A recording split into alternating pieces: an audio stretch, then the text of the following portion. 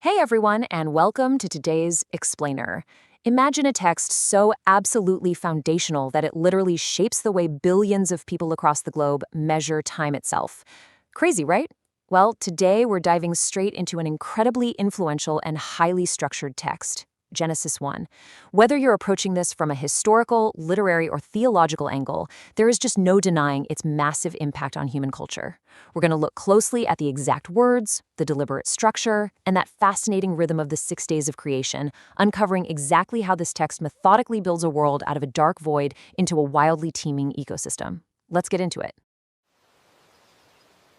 If you believe in Jesus, then subscribe this channel.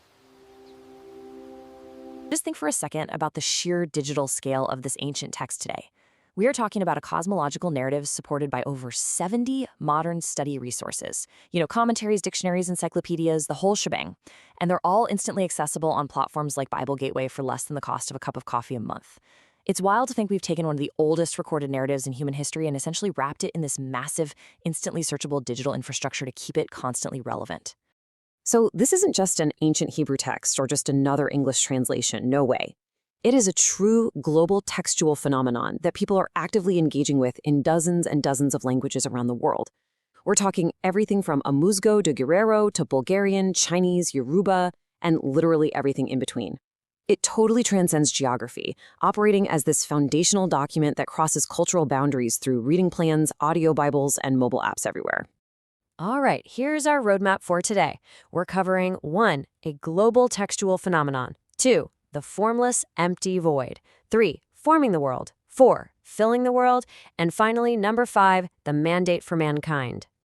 So let's start right in with part 1, a global textual phenomenon, from ancient cosmology to digital apps.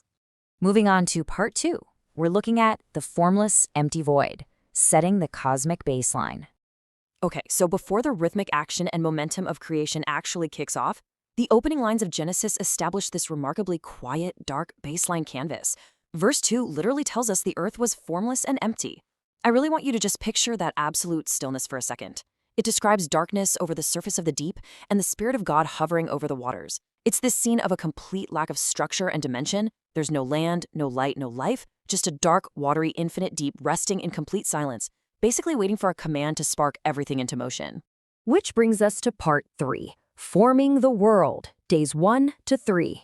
And bam, that profound silence is broken by a deeply iconic command, let there be light. And there was light. God sees that the light is good and takes the very first major structural action of the text by separating the light from the darkness. Now, here is a fascinating literary insight that actually gets missed all the time. Light is created here on day 1, establishing the cycle of day and night. But get this, the sun, the moon, and the stars aren't actually introduced until day 4.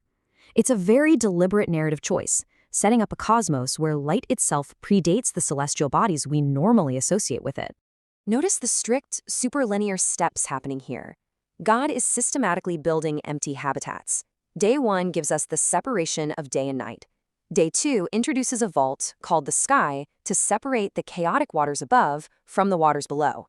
Then on day 3, the waters under the sky are gathered to one single place so that dry ground can appear, giving us land and seas. The narrative acts almost like an architectural blueprint. The formless void is methodically given boundaries, right? Light and dark, sky and water, land and sea. By day 3, the logic of the narrative really comes into focus. Physical space is formed, and immediately it's prepped to sustain life. Once that dry ground appears and the seas are gathered, the land is commanded to produce vegetation. We get seed-bearing plants and trees bearing fruit with seed in it, each according to their various kinds. So now, the environment is fully constructed.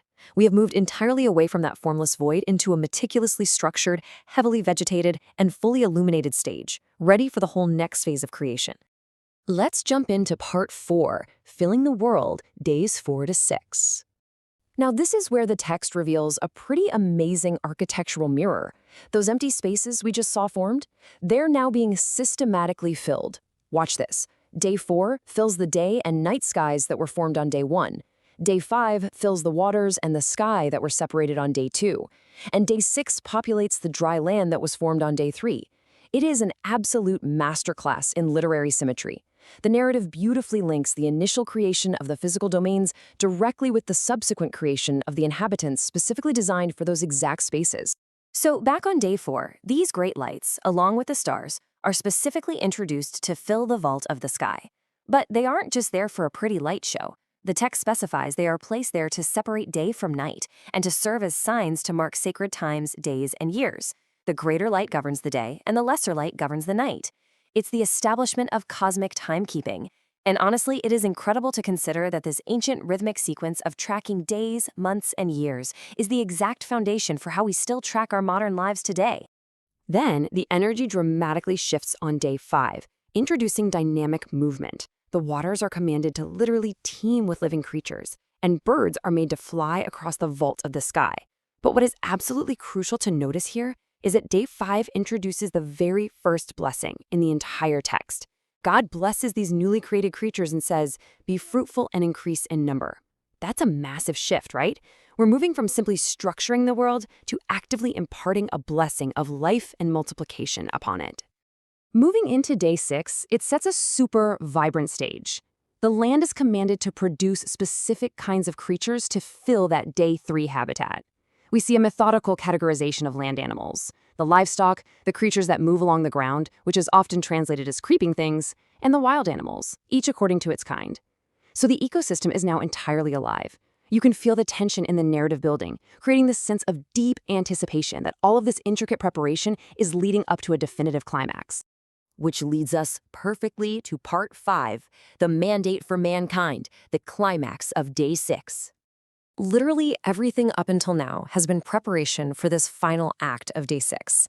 But notice the distinct shift in the grammar here. Up to this point, we've heard that third-person command. Let there be, or let the land produce. Now the text transitions into an intimate, plural, consultative voice. Let us make mankind in our image, in our likeness. The text explicitly emphasizes this image-bearing design, stating that God created them male and female. It's a sudden grammatical and thematic shift that fundamentally elevates mankind within the structure of the narrative. In doing this, mankind is essentially appointed as the steward over this heavily structured, teeming world. The verses detail the exact domains they're mandated to subdue and rule over: the fish of the sea, the birds of the sky, and every living creature that moves on the ground. And they receive the exact same blessing to be fruitful and increase in number that the animals got on day 5, but with an added, totally unique layer of governance. They are tasked with overseeing the very habitats that were so systematically built throughout the previous days. The sequence then neatly wraps up its 6th day by detailing the specific dietary provisions granted to all this newly created life. God gives every seed-bearing plant and fruit tree to mankind for food, and every green plant to all the beasts, birds, and creatures that have the breath of life. The reason this matters deeply, the real so what here, is that it depicts an original state of non-predatory harmony. It's a key literary theme setting up a completely provisioned, peaceful system before the rest of the vast, complex narrative of Genesis even begins. And we can't ignore the powerful cadence that finalizes each step in this sequence. A command is given, and it is immediately met with a factual confirmation, "and it was so."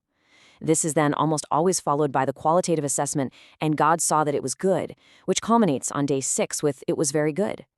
These refrains operate just like a rhythmic, ticking clock, always ending with the closing of evening and there was morning, steadily pushing the creation week forward, day by beautiful day. So I'll leave you with this thought to chew on.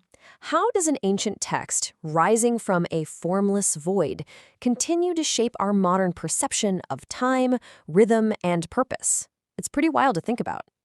Whether you're analyzing it for its poetic symmetry or its deep, undeniable cultural impact, Genesis 1 remains a profoundly captivating blueprint of order.